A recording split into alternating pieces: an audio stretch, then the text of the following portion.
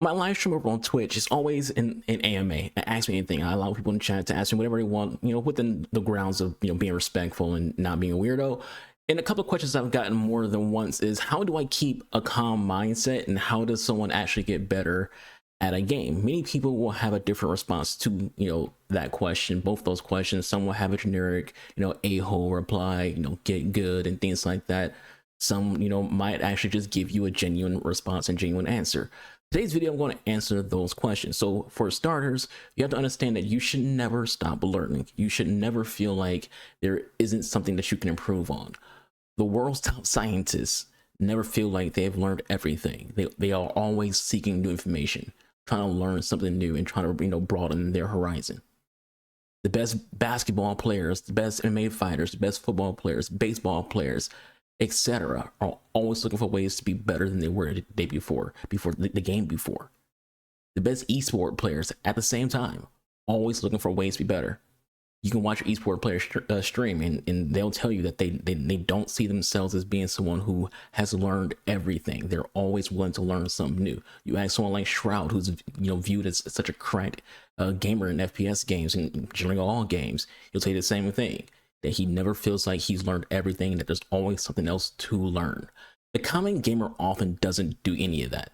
There's a lot of ego in this community, and with that, are people, maybe yourself, who doesn't think that there's something to work on. And you just see any bad games you have as a problem with the game itself, something that's unbalanced, or your teammates are just bad. Reality is, you need to look at yourself, acknowledge what flaws you have, and work on those flaws. Everyone has flaws to work on. Everyone has, even if it's just something small, you've never learned enough. There's always something that you can learn, something that you can improve on. Good players, good teachers, good students, good parents all know what it is they can do better at. Have no problem admitting it as well. People who are in a good mindset know they're okay with admitting it. I'll even talk about some things that I personally feel like I can do better at, that improve my overall game experience. Right now, if you're watching Halo gameplay, I know exactly what my flaws are in Halo. I don't sugarcoat it. In my live stream, I talk about it often, that what I need to improve on and what I don't know when I play Halo. I've been playing Halo for 20 years, but because I play so different variety of different video games, I don't have all the information that I should have for a game I've been playing it as long as I've been playing it. When I post clips to IG and I do my live streams, to people watching, I'm doing pretty good. I ended the game with the best KDA, the best accuracy, the best average time alive, the most points, the most captures, whatever. On paper, it looks like there's nothing wrong with what's going on. It looks like I'm doing everything perfectly and there's nothing for me to correct.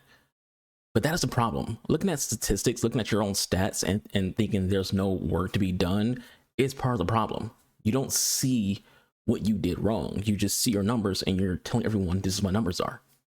I don't play Halo as much as I should have before. As it is known with me, I play every major shooter. That is a double-edged sword. On one side, that means I'm learning the best of each game. And I feel like when you learn the best of each game, you get better at each of those games.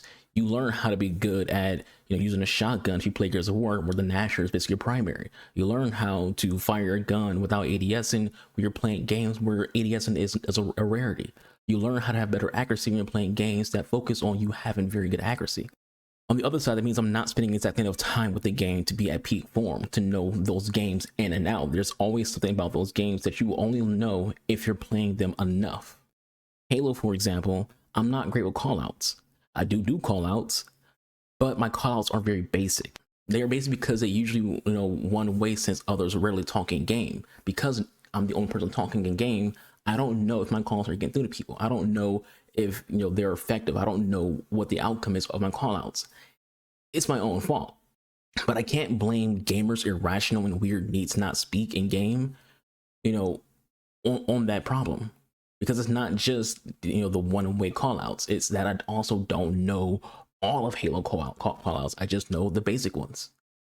I can say West Catwalk. I can say things that are like map dependent, like pipes. But I can't say like the higher up catchphrases that are not exactly clear in game, that you will only know if you watch pro plays or you have a full team who's using like specific callouts. And that's my own fault. I could watch esports to perfect my calls. I could watch videos that outright say what each call is on each map. But that's not the only thing that I need to improve on when it comes to Halo. It's not the only thing that prevents me from being a better Halo player. I play Halo at a slight disadvantage. Halo is a game where almost everyone is playing with paddles. They either have an Elite controller, a Scub controller, or another brand that provides the same design and same usage. I play with the basic Xbox controller, which puts me in anyone for that matter who isn't using a special controller paddles at a disadvantage. And this is our own problem. It's not it's not unbalanced. It's not unfair that people have paddles on the controllers. It's fine. Xbox literally makes their own brand of controllable paddles. It's legal to use, so everyone has access to it. So it's my fault and anyone who else who's playing with paddles fault for not going out there and just getting a controller that has paddles. So it's not an unfair thing. But the fact that I voluntarily, because I could go out and get a controller with paddles on it, the fact that I choose not to is my own fault, and therefore I'm playing at a disadvantage on my own accord.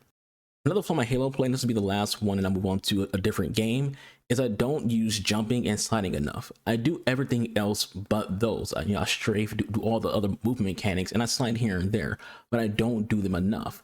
A lot of my jumps are poorly timed, and when it comes to sliding, I just don't do it enough. Both of those should be in every player in Halo's toolbox.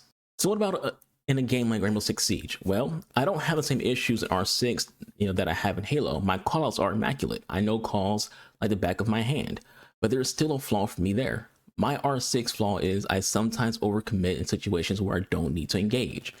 It is a rare thing, but sometimes it does happen. Sometimes I get my own head and I ego peek things. Everyone knows what ego peek is. Sometimes I get my own head and I feel like, all right, I don't need to do the smart thing. I can just do this because I know that I can probably win the situation. And then for whatever reason I don't, be it lag, be it that person had a good position, whatever. I should have chosen the smart decision, and I didn't. Sometimes I do that in R6. That's my flaw. Another flaw is I sometimes forget the online social contract of gaming. We'll have a video talking about the social contract in gaming next week. But with this flaw, I go into a game expecting something from my teammates that isn't realistic. If I decide to solo queue, I can't be upset with my teammates not picking the right operators or not droning or not shooting default cams. I can't be mad at them when I decided to allow this potential by solo queuing to begin with.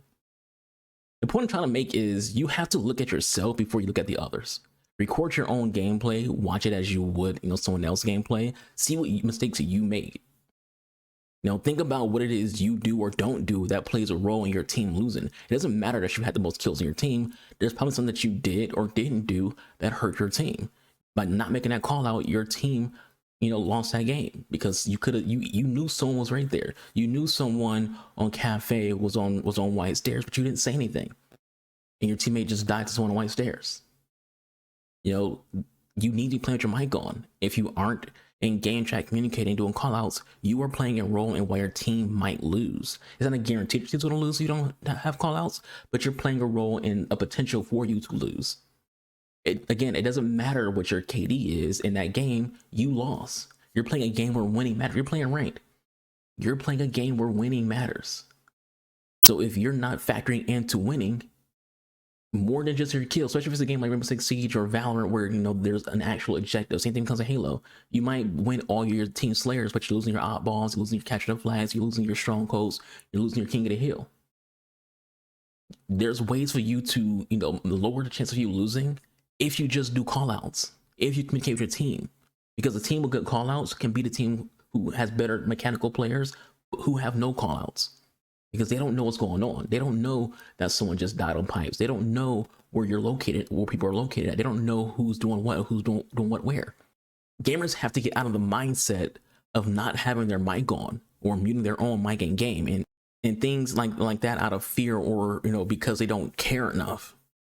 Or and one of I've heard before is they don't use their mic in game chat because they assume no one else is. Be the change. A lot of people will turn their mic on when they hear someone else speak. I've been in games before where I'm doing call outs and someone will start speaking because they hear me speaking. They're like, oh, someone's speaking. I guess I'll start speaking too. Be the one who initiates the call outs. A lot of people, they don't have the mics on because they just assume no one else does. Do call outs. I've had games where I know 4 or 5 people can hear me because they're reacting to what I'm calling out. and they start using like the in-game chats, or they start using pings. When I say in-game chat, I mean in-game text chat. They start using in-game text chat or in-game pings to start, also communicating. But go beyond that. You need to start talking in game. If you don't know a call, some people don't know, the higher level call outs. Use the basic ones. The basics will always be just enough. Where did you die? Just say that location and how much health you think the person has left. I say you think because sometimes people get it wrong when it comes to their guess on the health, and sometimes people health come back by the time you can react to it. I have a saying: location, position, damage, and in games like Siege, Overwatch, Valorant, etc., include names. Include the names of the people who killed you. Simple things can lead your teammates to getting a kill off what you say.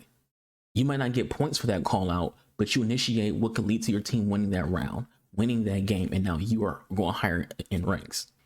Example, let's say you're playing R6 on Oregon. You're attacking and you die. What's the call? Legion elbow, maybe 15 health. You said 3 things very quickly that give your teammates a lot of information. They know who the operator is. They know who to expect. They know how much health he has, so they know, they should have an advantage in a gunfight. They know what position he was when he killed you. All of that helps. It's very basic. It's very simple. Elbow's a simple call. Same thing comes like, oh, they're Harry Potter.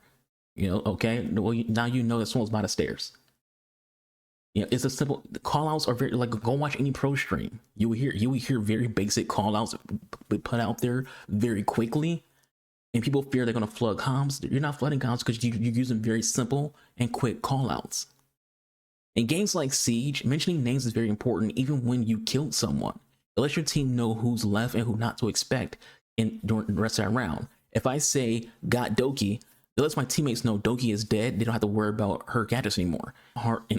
If I say Ace is dead and he was the only harbinger on any team, that allows my teammates to change their strat, change their position, change how they play the rest of that round, because now they don't have to worry about someone taking out the walls when it comes to hard breaching. And it also allows my teammates to know that now the enemy team has to funnel into more narrow corridors and narrow attack positions because they don't have a hard breach. This has been a long video and we could go on and on and on, but the last piece of advice I'll give is in response to another conversation I often see in my Twitch chat. I'll get someone who says they always want to play a certain game, but don't because they think they'd be bad at it, or they have played a couple of games and did bad and now they avoid that game. Don't fear playing a game. At the end of the day, a game is just a video game. It's not your job. There's some money on the line. It's just a video game. You can't get better without playing. Yes, some games you're going to get your shit kicked in at first, but as you learn the game, adapt to how the game wants to be played. That's the key word here. Play the game how it wants to be played. You'll get better. You'll also get better quicker by making friends who play that game, friends who don't mind teaching you the ropes and giving you advice. I know it can be, difficult to make friends, but as I said before about talking in game chat, this is how you would make friends, by talking in game chat, being a chill person people want to game with, even let it be known that you're new and would like to squad up if anyone's, down to help you learn the game.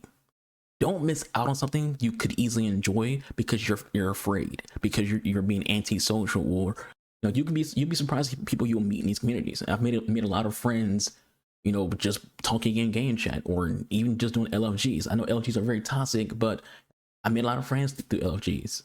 Bonus tip though, don't be afraid to ask for help, advice, tips, whatever in someone's Twitch chat. Be it a pro player or just someone you watch who you think is very good at any game. Ask them for advice, ask them tips. I've noticed a lot of pro players like Pingu, APG, and Siege, people like Shroud and Walla and Destiny. A lot of these people who are known for being very good at these games are always open to give advice and give tips if someone asks them and is respectful about it. Just be honest. So at the beginning of this video, I did talk about mindset and how I maintain a certain mindset in games. The thing about me when it comes to my calm mindset is I understand the situation. I'm good under pressure, not because I'm just good under pressure, but because I just understand what the situation is. I understand that if I'm twitchy, if I'm panicking, I'm going to cost my team the game. That's just the reality of it. If you're tweaky because you're anxious, things like that, you're going to cost your team the game. You're gonna whiff on your shot because your heart's pumping. You're gonna make the wrong choice and things like that because your heart's pumping. My mindset, and every time I get into a situation where it might be very, very high intense pressure is simple. Let's say our Rainbow Six Siege. How do I win so many 1vx's? I make sure all most fights are 1v1s. I don't generally take on the entire team all at once. I try to make it a 1v1 in every situation. So if let's say I'm in a 1v4 or 1v5 and I win those 1v4s, 1v5s, it's because I'm literally making it a 1v1 every single time. I'm putting myself in a position to do that. I change my position up a lot. I'll get a kill somewhere and then move to go somewhere else. Now, because with the enemy team, they're going to think, okay, this person's going to come from this spot. Not that it just died from behind because I went all the way around. And I can go for many games, you know, just make the fight a better fight for you. Yeah, you have to put the situation into your own hands and, you know, try to work it the best way you can. And if you can't, you know, it happens. The only people who have a perfect KD in video games and people who have perfect one-liner shields in video games are cheaters. Pros lose. Even when it comes to just playing matchmaking. Pros take L's matchmaking. It happens. You know, sometimes you just have bad games. Sometimes your team has bad games. It happens. But you just keep going. With all that said, that's it for this long video. Hope you all enjoyed. Thank you all for watching. For those who stuck through and watched the entire video. You know, if you have any comments that are, you know, are constructive or you know, positive, and because I'm telling you right now, I'm old. I don't really care about a lot of the dickhead comments. So those will just be removed. So ask yourself that question if you want to waste your time saying something that's going to get removed. You know, so I'll catch you guys on the next one. Y'all stay safe. Become another free week kind. I've been your boy, name is Gamer Archer. Be the voice of change. I'll see you when I see you.